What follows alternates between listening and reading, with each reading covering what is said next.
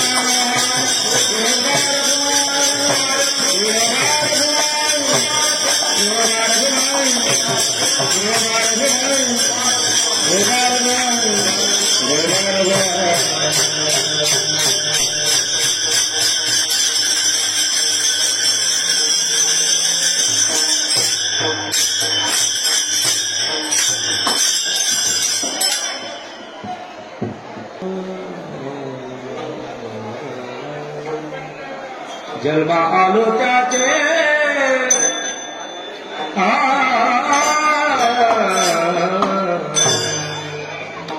जलवा आलो त्याचे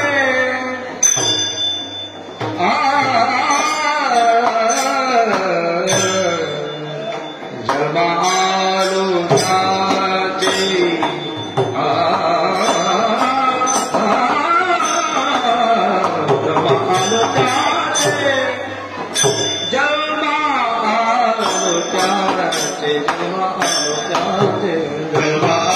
त्याचे जलवा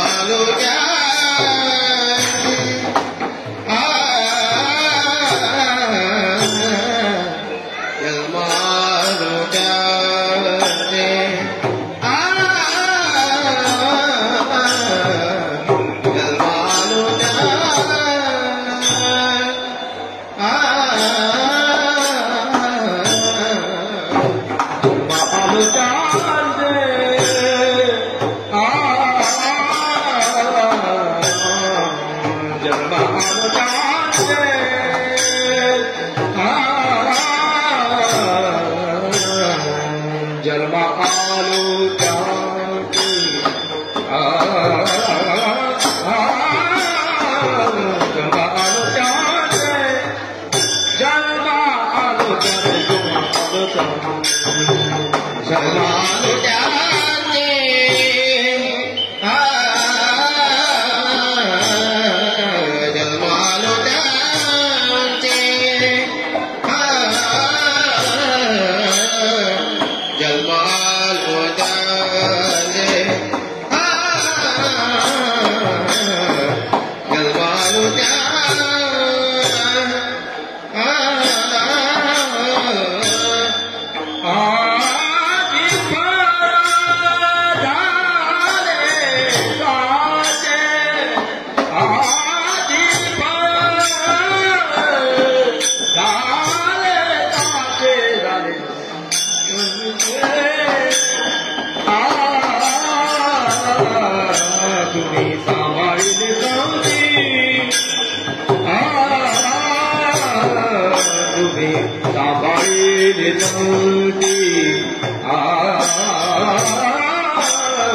तुम्ही सांभाळील संगती तुम्ही सांभाळील संगती आजी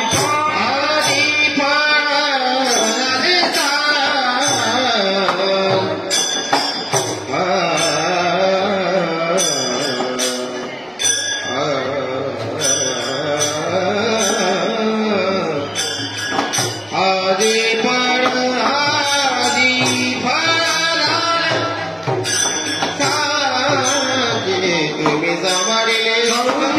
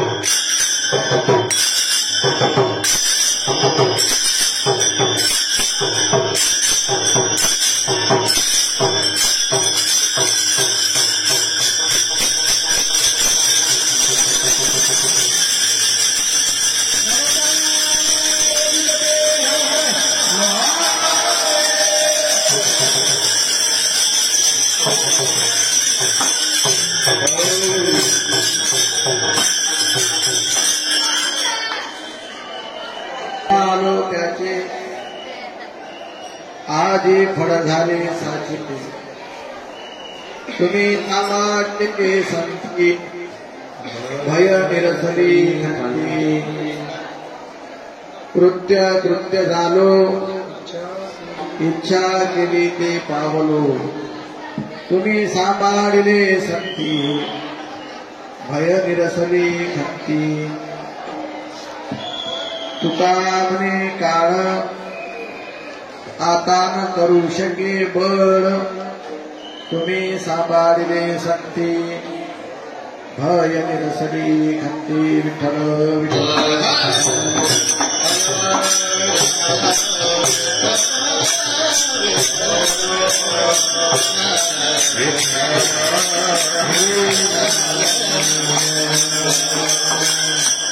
जन्मारो त्याचे आजी फळ झाले साचे तुम्ही सांभाळले संती भय निरसली खंती नमो विठ्ठला राजया पांडुरंगा नमो रुक्मिणी माऊली ज्ञानगंगा नमो पुंडलिका नमो चंद्रभागा नमस्कार माझा रुक्मिणी पांडुरंगा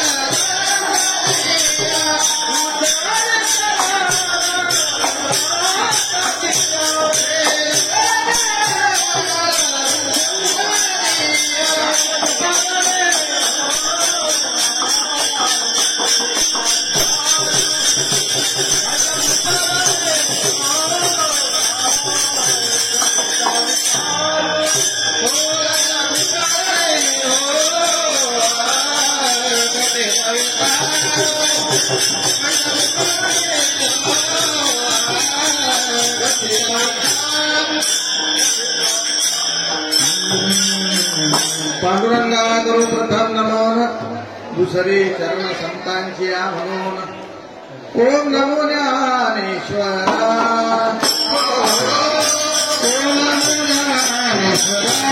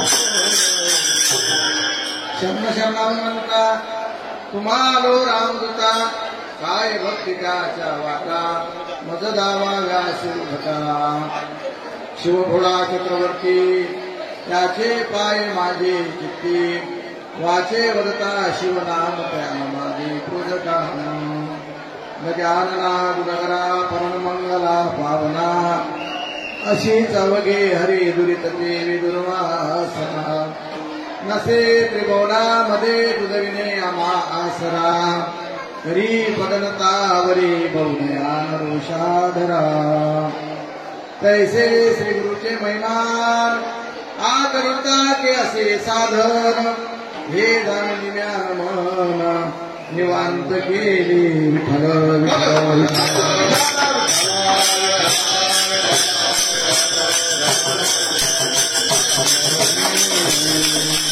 जन्मालो त्याचे आधी फळ झाले साचे तुम्ही सांभाळिले संती भय निरसली तुमची प्रस्तुत सेवेकरता निवडलेला अभंग श्रीमंत जगद्गुरु तुकोबारायांचा 4 चरणाचा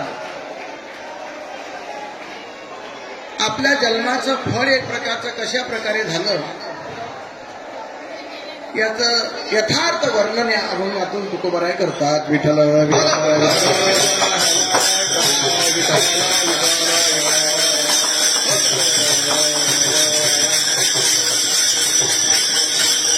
समर्थ सद्गुरु श्री गजानन महाराज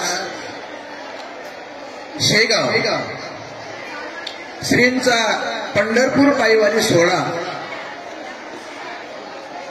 हा सोलापूर सारख्या या महान एक प्रकारच्या शहरामध्ये आपल्या दर्शनार्थ उपस्थित आहे. विठ्ठल विठ्ठल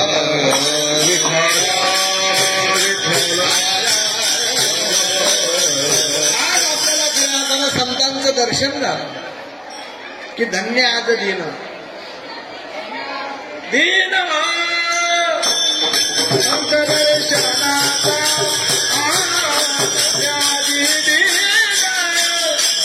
संत दर्शनाचा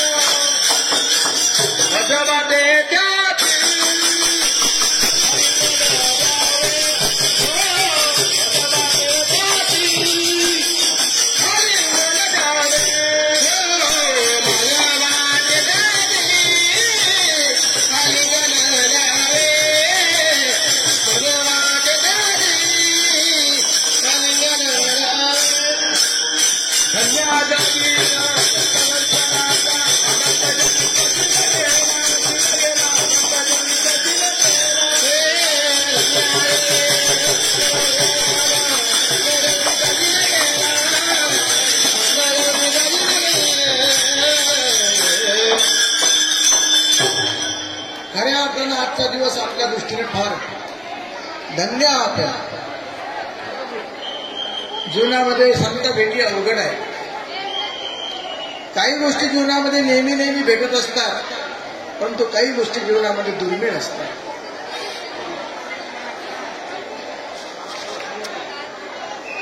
आपल्याला काही गोष्टी जीवनामध्ये कधी भेटत असतात, वारंवार भेटत असतात, पण संत भेटी होण्याकरता तात मिले पुणे मात मिले सुत दात मिले सुखदाई राज मिले गजबाज मिले सब साज मिले वैकुंठ जाई पर संत समागम दुर्लभ भाई. दुर्लभ असणारी संत भेटी आपल्याला होते. संत भेटी ही कशी असती ही चांगदेव 65 मध्ये गणुदास महाराजांनी वर्णन केलेलं आहे. विठ्ठल विठ्ठल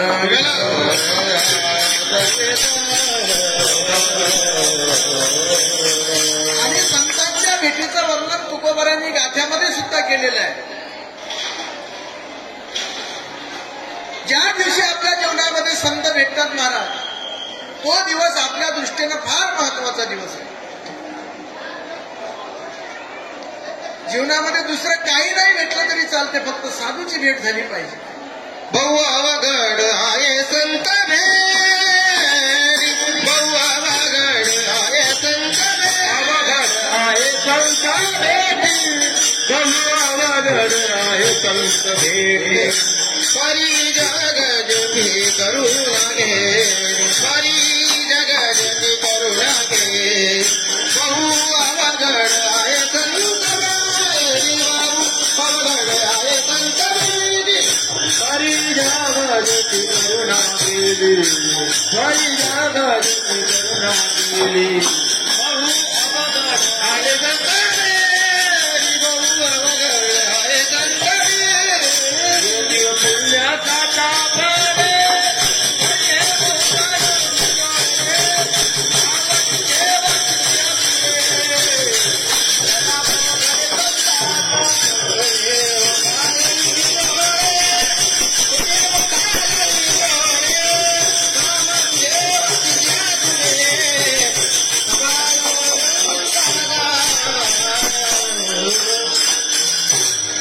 म्हणून संतांची भेट जीवनामध्ये झाली पाहिजे. आज खऱ्या अर्थानं आपलं भाग्य उदयाला आलं, संतांची भेट झाली. तुकोबराय म्हणतात, ज्या दिवशी संत मला भेटले त्या दिवशी माझ्या जीवनाचं खऱ्या अर्थानं सार्थक झालं. काही गोष्टी तुकोबरायांनी आपल्या गाथ्यामध्ये लिहून ठेवलेल्या आहेत. आज हरिपाठामध्ये सुद्धा आपण म्हणतो की तुकोबरायांनी त्यांना संतांची भेट अशी स्वप्नामध्ये जरी झाली तर जीवनाचा उद्धार असतो. सापडले वाटे जाता गंगा स्नाना, आणि मस्तकी तो दाना ठेविला तर.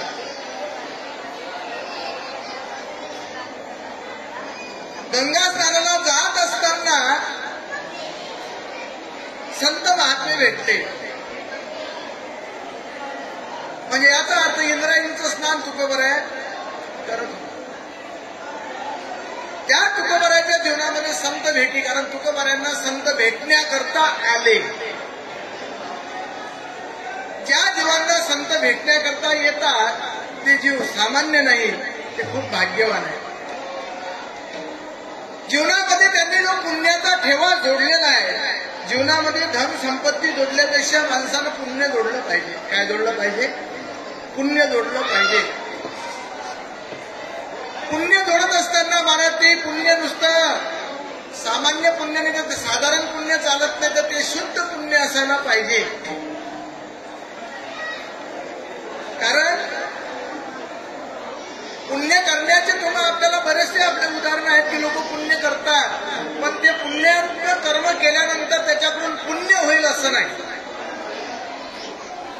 कधी कधी असं म्हणतात पुण्य करता पापही घडे. शुद्ध पुण्य तुम्हाला आपल्याला प्राप्त करायचं आहे, त्याच्याकरता शुद्ध पुण्य तुम्हाला आपल्याला जमावं लागेल.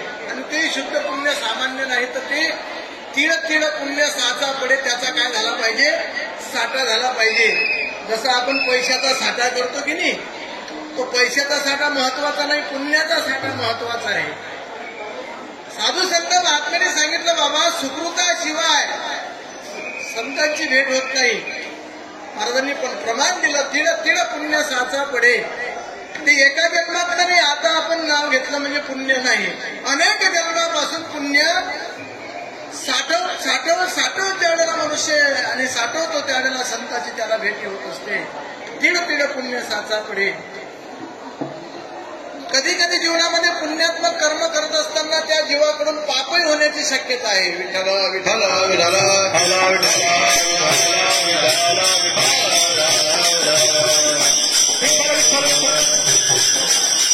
पुण्य म्हटल्यानंतर काही पुण्यानं तुम्हाला आपल्याला स्वर्गाची सुद्धा प्राप्ती होते. पुण्यात्मके पापे स्वर्गा जायचे, पापात्मके पापे नरका जायचे, पण माते जेणे पाविजे ते शुद्ध पुण्य. भगवंत म्हणतात, अर्जुना तुला शुद्ध पुण्याची गरज आहे. आणि म्हणून कधी कधी जीवनामध्ये आपण पुण्यात्मक कर्म करत असताना त्याच्यातून पुण्य मिळेल असं होत नाही. दान केल्यानं पुण्य मिळते असं सुद्धा म्हणतात. मिळते का नाही?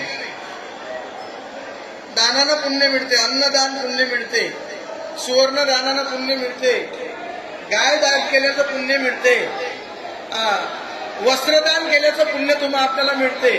पण पुण्य करत असताना पुण्य करण्याचा हेतू मात्र तो शुद्ध असला पाहिजे.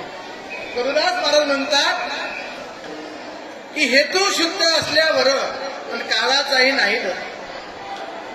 पुण्य करण्याचा हेतू जर शुद्ध असला तर ते पुण्य शुद्ध होत असतं. माऊली एका नहुष नावाचं राजाचं वर्णन करतात ज्ञानेश्वरीमध्ये की नहुष नावाच्या राजाने 100 यज्ञ केले. किती? 100 यज्ञ केले. त्याचा यज्ञ सफल झाला. कशा करता? त्याला स्वर्गाचं सिंहासन पाहिजे होतं. त्या पुण्याने त्याला स्वर्गाचं सिंहासन प्राप्त झालं. स्वर्गाचं सिंहासन स्वर्गामध्ये महाराज विचार जर केला तर स्वर्गामध्ये जे आपण करून आलो ते नाहीये. तुम्ही म्हणसाल तुम्ही गेले होते का? नाही. तर माऊली त्या स्वर्गाचं वर्णन करतात. विठ्ठल विठ्ठल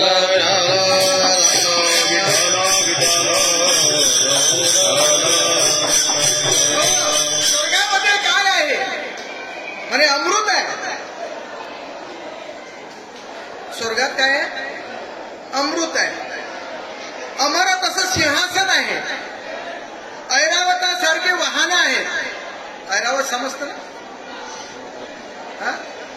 चिंतामणीच्या बागाच्या बागा आहेत. हे सगळं त्या ठिकाणी स्वर्गसुख म्हणतात. त्याला स्वर्गसुख.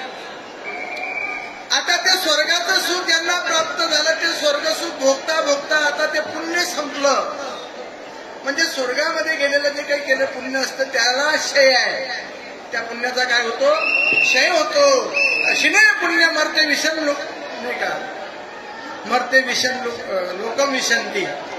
म्हणजे स्वर्गात गेलेलं जे पुण्य आहे त्या पुण्याचा क्षय होतो. म्हणून ते पुण्य तुमच्या आपल्या काही कामाचं नाही. कारण नहुष नावाचा राजाचा जो हेतू होता तो स्वर्गाची गादी प्राप्त करून घ्यायचा होता. आता त्याचं पुण्य संपलं. पुण्य संपल्यानंतर त्या राजाला या मृत्यू लोकामध्ये यावं लागलं. माऊली वर्णन करतात. नहुषा स्वर्गाधिपती झाला. राहते भांबावला शकी भुजंग तो अपावला नेनसी काही. शेवटी त्याला कोणता जन्म मिळाला? पुण्यात्मक कर्म केल्यानंतर त्याला सर्पाच्या योनीमध्ये जावं लागलं. अरे पुण्य केल्यानंतर स्वर्गाची प्राप्ती होईल पण तिथून तुम्हाला आपल्याला वापस यावं लागते. मग तया पुण्याची पावटी सरे सवेच इंद्रपणाची उटी उतरे येऊ लागती माघारे. या मृत्यू लागल्यावर यावं लागतं. आता मृत्यू लोकांमध्ये आल्यानंतर त्याला मनुष्य जन्म मिळाला का? नाही मिळाला महाराज. त्याला कोणता योनी मिळाली? सर्पाची योनी मिळाली आहे. आणि सर्पाच्या योनीमध्ये एवढं दुःख आहे सर्प लोक एकदम मारून टाकतात. त्याला जर जखम झाली तर त्याला मुंग्या लागतात. असंख्य त्याला दुःख होत असतं. विठ्ठल विठ्ठल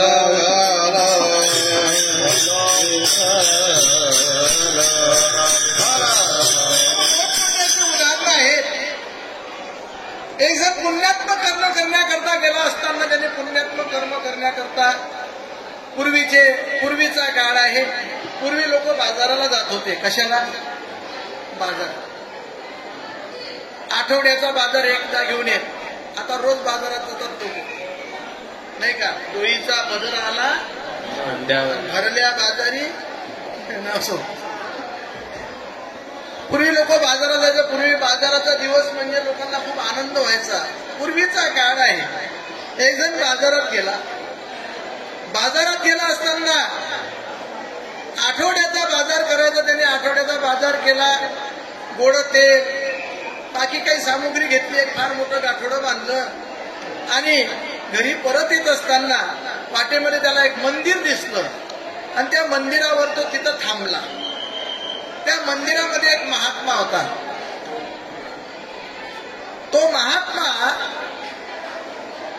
मंदिरामध्ये बसलेला त्यांनी पाहिलं तर त्या महात्म्याचे पाय सुजलेले होते. काय त्याला असं वाटलं आपल्याकडे गोड तेल आहे, थोडं तेल घेऊ आणि या महात्म्याच्या पायाला चोडू.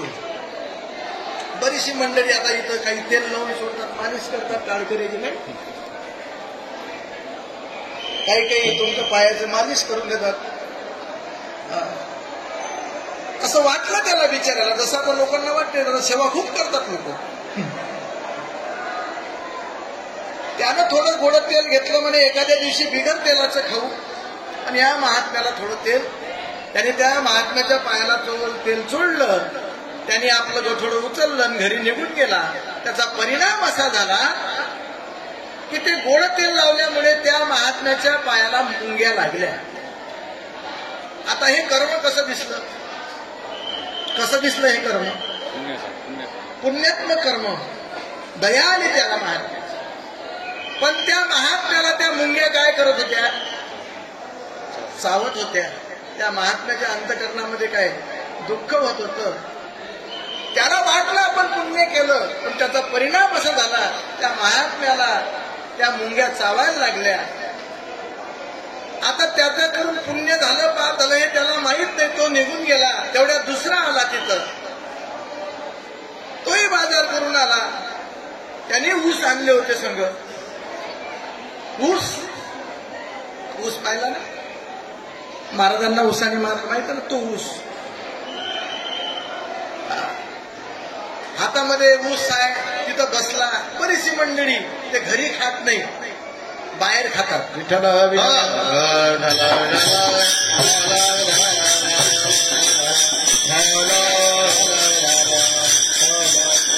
आता त्यांनी आपल्या जवळचा ऊस घेतला आणि त्या बाबाला म्हणे, ओ महाराज, हा ऊस मी तुमच्या करता नाही आणला. आता वास्तविक महात्म्यानं काही मागितलं नाही त्याला, तुम्हाला नाही देत म्हणे. तो ऊस खात होता आणि खाऊन खाऊन चोथा महाराजांच्या त्या अंगावर फेकत होता. ऊस नाही दिला, पण चावून चावून जो चोथा होता तो महाराजांच्या अंगावर फेकत होता.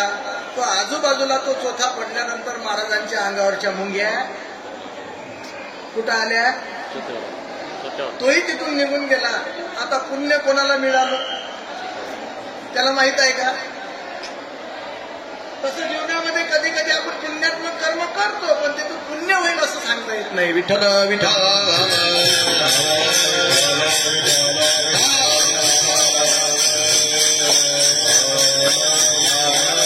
या प्रकारचं जीवनामध्ये ज्यांनी कमावलेलं आहे, जीवनामध्ये पुण्य जोडलं पाहिजे. पुण्य कशाने प्राप्त होतं महाराज? कशाने मिळतं पुण्य? भगवंताच्या नामस्मरण केल्यानं पुण्य मिळते. हरिमुखे म्हणा, हरिमुखे म्हणा, हरिमुखे म्हणा, हरिमुखे म्हणा, हरिमुखे, हरिमुखे म्हणा, हरिमुखे म्हणा. पुण्याची गणना कोण करी, पुण्याची गणना कोण करी, पुण्याची गणना कोण करी. त्यावेळेला हे पुण्य एक प्रकारचं एकत्रित येतं, साठवल्या जातं. पण त्या पुण्याला महाराज फळ आलं पाहिजे. मनुष्य जीवनामध्ये झाड जरी लावलं असेल तर झाडाला फूल येणं हे त्याचं काय आहे? फळ येणं त्याचं काय आहे? पूर्णत्वता आहे त्याच्यामध्ये.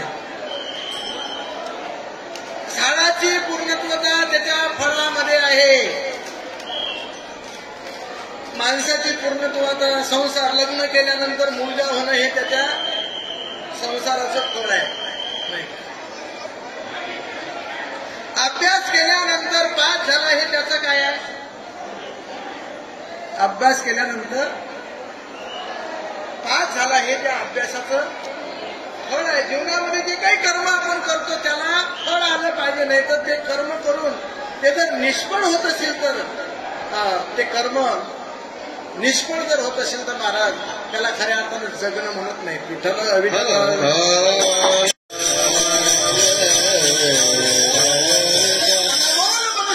आपल्याला प्राप्त झाल्यानंतर या मनुष्य देहाचं एक फळ आहे.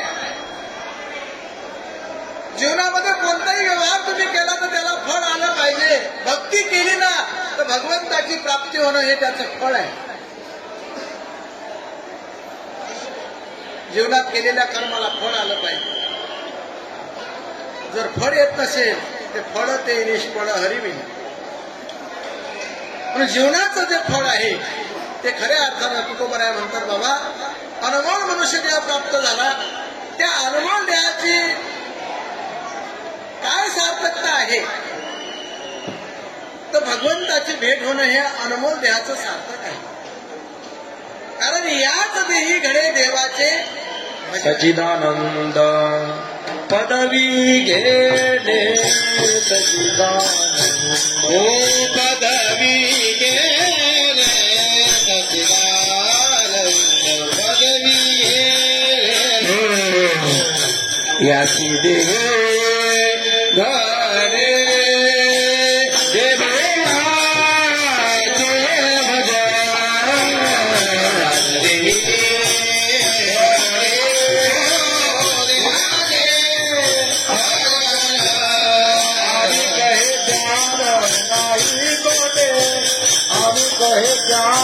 नाही कोते नाही कोते नाही कोते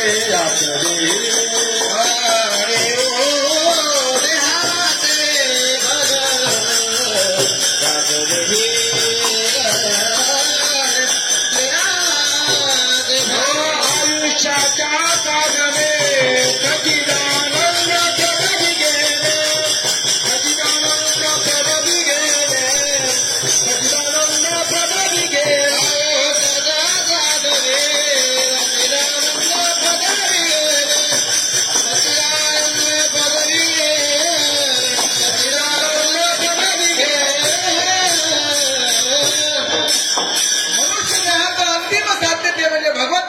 हे त्याचं फळ आहे.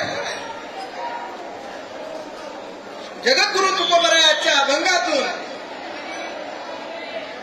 जीवनामध्ये त्यांनी केलेलं जे काही अभ्यास आहे जे काही साधनं आहे त्या साधनेचं फळ सांगतात. मनुष्य जीवन म्हटलं की त्याने जीवनामध्ये साधना करावी.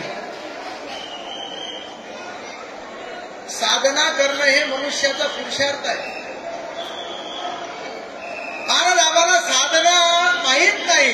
संत महात्मे साधना सांगतात. अनेक भगवत प्राप्तीच्या साधना सांगितलेल्या असताना काही साधना कठीण आहे. युग परत्वे साधनेमध्ये बदल केलेला आहे. कृता त्रेता द्वापार आणि कली 4 युग पडत असताना काल परत्वेच्या साधनेमध्ये बदल केलेला आहे. कारण कृतायुगामध्ये ध्यानाच्या द्वारे भगवंताची प्राप्ती होत होती. पण त्यावेळेला आयुष्य देखील भरपूर होतं. त्रेतायुगामध्ये यज्ञ आदी कर्म केल्यानंतर भगवंताची प्राप्ती होत होती. त्रेतायाम यजतो मखे. पण त्यावेळेला यज्ञ करणाऱ्याच्या घरी भरपूर संपत्ती असायची. द्वापार युगामध्ये पूजा अर्चा सांगितलेली आहे. पूजा अर्चा केली त्याची सुद्धा उदाहरणं भागवतामध्ये भरपूर सांगितलेली आहे की द्वापार युगामध्ये जी कुब्जा दासी होती तिने भगवंताची आरती ओवाळली, पूजा केली. आता हे जे साधन आहे साधन करणं बाकीचे साधनं सांगितलेले आहे की नाना साधनाच्या केल्या खटपटा परिणत्या पवती व याच्या दान म्हणता जाणव जाता जाणीव झाल्या योग्य अभ्यासी स्थिती रोजी ताकी वाटतात. भगवत प्राप्तीचे साधनं महाराज सांगत असताना तुकोबराय म्हणतात किंवा संत सांगतात की एवढ्या कठीण आहे. शरीर शोषण प्राण निरोधन मन जय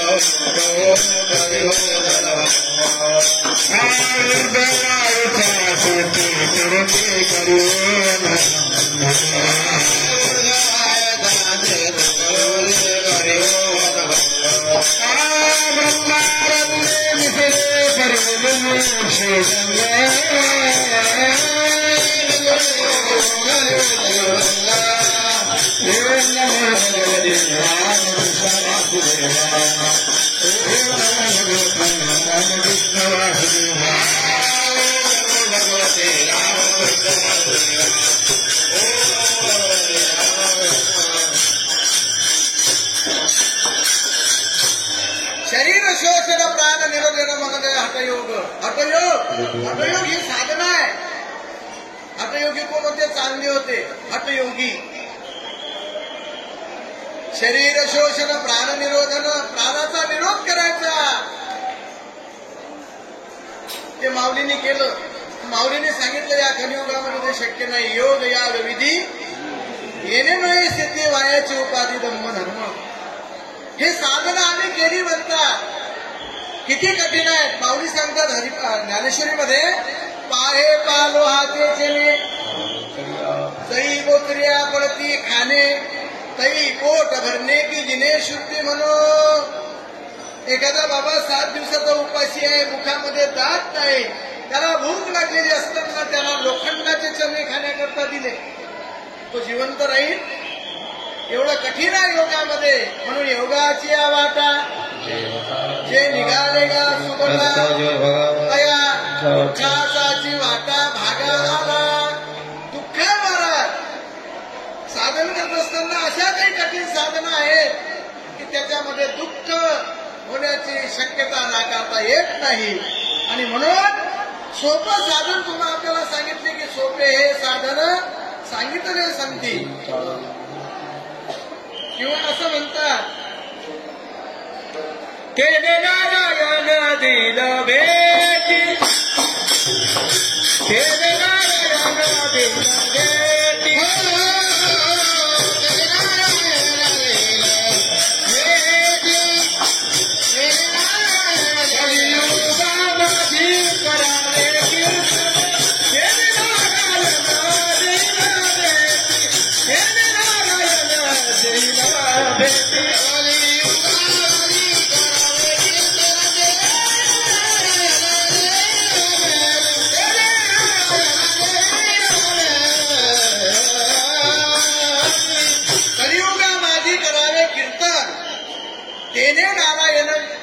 भेटी. कीर्तन म्हणजे डोक्याला फेटा कंबर बांधणं, याला कीर्तन म्हणत नाही.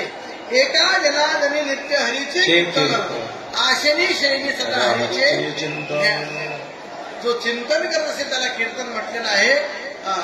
म्हणून कलियुगामध्ये कीर्तन सांगितले. ही भक्ती अगदी सर्वांना करता येईल. आता ही कीर्तन भक्ती, नामस्मरण भक्ती ही कशामध्ये याच्याकरता साधू संत महात्म्यांनी साधन निवडलं की कलियुगी ह्याची थोरी नाम संकीर्तन वारी. कलियुगामध्ये नाम संकीर्तन ही वारी. आणि वारीमध्ये भगवंताचं नामस्मरण तुम्हाला आपल्याला घेता येतं.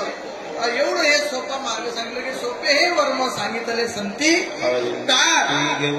दिंडी घेऊनी हाती नाचा.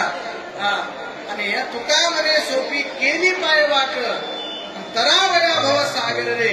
एवढं सोपं साधन हे वारीचं साधन आहे. म्हणून ही वारी आहे. आणि वारी करणाऱ्याला जीवनामध्ये कोणतीही साधनं करण्याची गरज नाही. काय करावी? अवघेची इतर साधनं करण्याची गरज नाही. कारण वारी हे सर्वात मोठं साधन आहे. आणि म्हणून जगद्गुरु तुकोबरायांच्या जीवनात घराघराण्यामध्ये विश्वंभर बाबापासून ही वारीची परंपरा त्यांच्या घराण्यामध्ये आहे की माझ्या वडिलाची देवा तुझी चरणसेवा. आता वारी नुसतं पंढरपूरचीच नाही तर तुकोबराच्या घराण्यामध्ये देहू ते आळंदीपर्यंत वारी असायची. देहून एकादशीला सकाळी निघायचं आणि आळंदीला रात्री कीर्तन करायचं आणि दुसऱ्या दिवशी. अशी वारीची परंपरा तुकोबराच्या घरामध्ये. आषाढी कार्तिकी पंढरीची वारी, पंढरपूरची वारी. आणि काही वारकरी 15 दिवसाची वारी करणार आहे, काही महिन्याची आहे, काही वारे 4 महिने आपल्या सांगितलेल्या आहेत. आषाढी कार्तिकी चैत्र आणि माघ वारी. किती वाऱ्या सांगितल्या? 4 वाऱ्या सांगितल्या. विठ्ठल विठ्ठल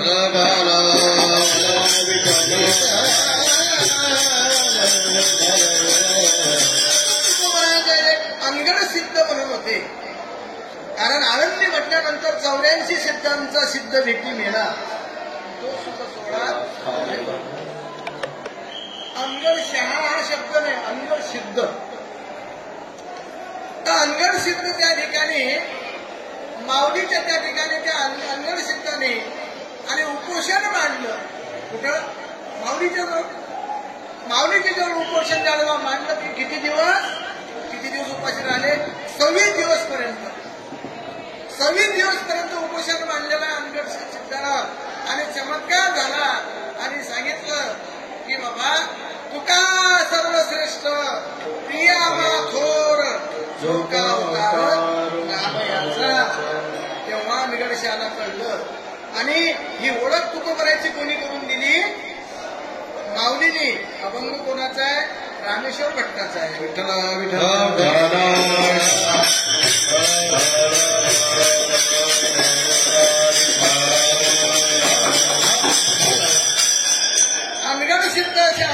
अनगढ सिद्धाला मला तो अनुभूती आली आणि तो तुकोबराच्या दर्शनाला झालेला सगळा प्रकार अनगढशाही देऊला सांगितला. तुकोबराचं दर्शन घेतलं आणि खऱ्या अर्थानं अनगढशाचे उद्गार आहेत की माझ्या जीवनामध्ये मी खऱ्या अर्थानं जन्माला आलो. आज मला साधू संत महात्मे तुम्ही मला सांभाळलं. अभंगाच्या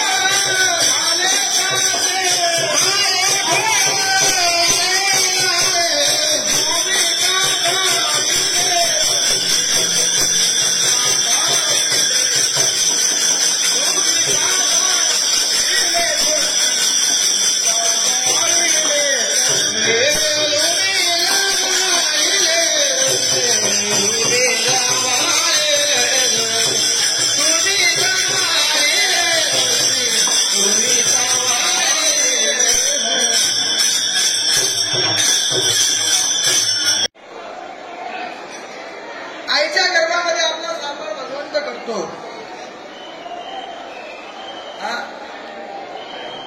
करतो की नाही करत?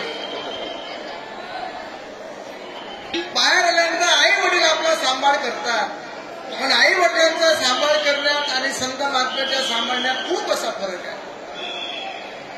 माये बापे सांभाळती, लोभा कारणे पाळती. आई वडील सांभाळ करत असताना ते सांभाळ याच्या करता की त्या मुलाकडून त्यांना काही अपेक्षा असतात. काय अपेक्षा असतात या काही कीर्तनातून सांगण्याची गरज. मुलाकडून आई वडिलांना काय अपेक्षा असते तसं विचार जर केला तर मुलाकडून बरेचशा अपेक्षा आई वडिलांना असतात की हा मुलगा मोठा होईल, याला सुंदर नोकरी मिळेल, नोकरी मिळाल्यानंतर हा घरामध्ये पैसे आणीन, आम्ही मग त्याच्या पगारावर चांगल्या प्रकारे सुख भोगू. हे सांभाळण्यामध्ये आई वडिलांचं चिंतन असतं. आमचे संत महात्मे सांभाळण्यामध्ये आणि आई वडिलांच्या सांभाळण्यामध्ये खूप असा बदल आहे. साधू संत महात्म्यांचं प्रीत आहे जागविती, शिकविती आणि सांभाळी. पहिले म्हणजे जागवतात, शिकवतात आणि सांभाळतात.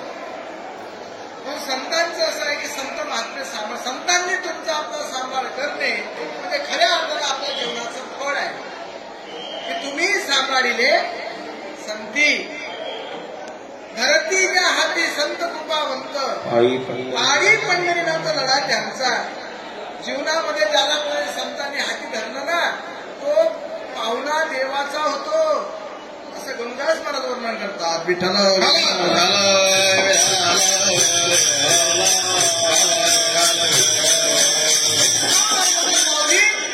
रस्त्याने कोणी सांभाळलं, आपल्याला कोणी सांभाळलं, पुढे आणखी प्रवास आहे, कोण करतो सांभाळ? अरे सगळे जीवाचा करीतो सांभाळ, तुझं मोकरीला असे नाही, जैशा स्थिती आहे तैशा परिणाय कौतुक तो पाय संगीत आहे. अरे संत महात्मे सांभाळ करत असतात जीवनामध्ये, म्हणून तुम्ही सांभाळले संती. बाबा तुम्ही आम्हाला सांभाळलं. आता संतांनी ज्यावेळेला सांभाळलं त्यांना भय निरसली, आता आम्हाला भय राहिलेलं नाही. कारण संतांनी सांभाळ केल्यानंतर मनातल्या सर्व इच्छा पूर्ण झाल्या. कारण संत महात्म्या सर्व एक प्रकारच्या इच्छा पूर्ण करतात. एका जनार्दनी संत पूर्ण करते मनोरथ. संत महात्मे कल्पतरू आहेत आणि संतांच्या जवळ गेलेला मला संत हे समर्थ आहेत. आणि राजयाची कांता काय भीक मागे मनात या दोन्ही सिद्धी आहे. हा अभंग पाहून घ्या. कल्प कडवटी जो कोणी बैसला काय वारू त्याला सांगा तुझी ज्ञानदेव मध्ये तरलो तरलो आता उद्धरिलो गुरुकृपे असा सांभाळ संत महात्मे करतात. निरोबरात म्हणतात की सांभाळिले सांभाळिले सांभाळिले अनाथा केला निळा केला निळा केला निळा पावन. संत महात्मे तुम्ही आपल्याला पावन करतात म्हणून तुम्ही सांभाळिले संती भय निरसले खंती पार कुमार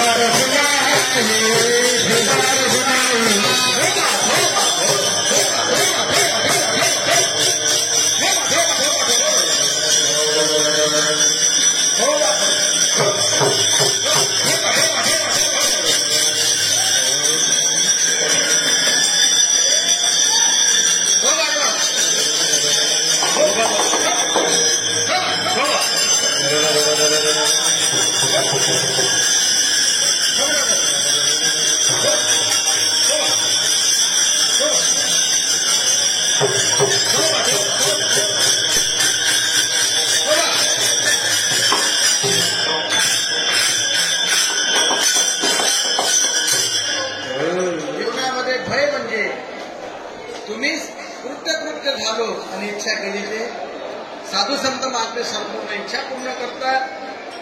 असे संतांचे अनेक प्रमाण तुम्हाला आपल्याला देता येतील. पण साधू संत महात्म्यांनी सांभाळल्यामुळे आमच्यावर जे काही काळाचं भय आहे सर्वात मोठं भय म्हणजे ते काळाचं आहे. तुकोबाराय म्हणतात की साधू संत महात्म्यांनी आम्हाला निर्भय बनवलं. निर्भय कारण तुकोबारायचा स्वतःचा अनुभव आहे की प्रयाण काळी देवे विमान पाठविले कलीच्या काळामाधी अद्भुत वर्तले मानव देह घेऊन निधुधामा गेले निळा म्हणे सगळं संतात दोष दिले. काळावर विजय मिळवण्याची ताकद संत भेटीमध्ये आहे, संतांच्या सांभाळण्यामध्ये आहे. संत महात्मे तुम्हा आपल्याला काळाची भीती असते विचार जर केला तर संपूर्ण जगतावर सत्ता काळाची आहे. माऊली ज्ञानोबराय वर्णन करता म्हणून ही काळाची सत्ता हाची बोल निरुता. कारण या संपूर्ण विश्वावर काळाची सत्ता आहे. पण हा काळ कडी काळावरी घातली कास आणि एक एकावनी बडिले. कडी काळावर विजय मिळवता आला. संत महात्म्याने सांभाळल्यामुळे महाराज तुकोबाराय म्हणतात की तुम्ही सांभाळले संती आता आम्हाला का आता तुका म्हणे शेवटच्या चरणात तुका म्हणे कार तुका म्हणे तुका म्हणे काळ तुका म्हणे काळ आता करुण शक्य आता करुण शक्य तुम्ही सांभाळले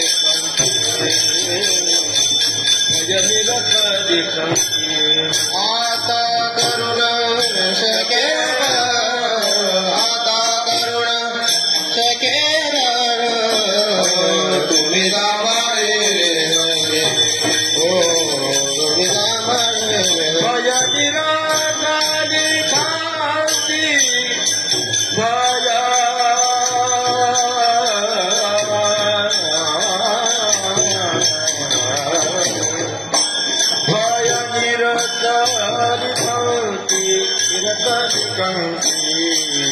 सांभाळले संती तुम्ही सांभाळले संते भय निराशाली गंगी भय निराशाली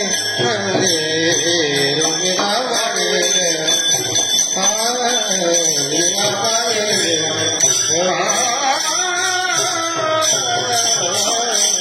संतांनी सांभाळ केल्यामुळे तुका म्हणे काळ आता न करू शके वर तुम्ही सांभाळिले संती म्हणून महाराज तुमचा आपला सांभाळ करतात.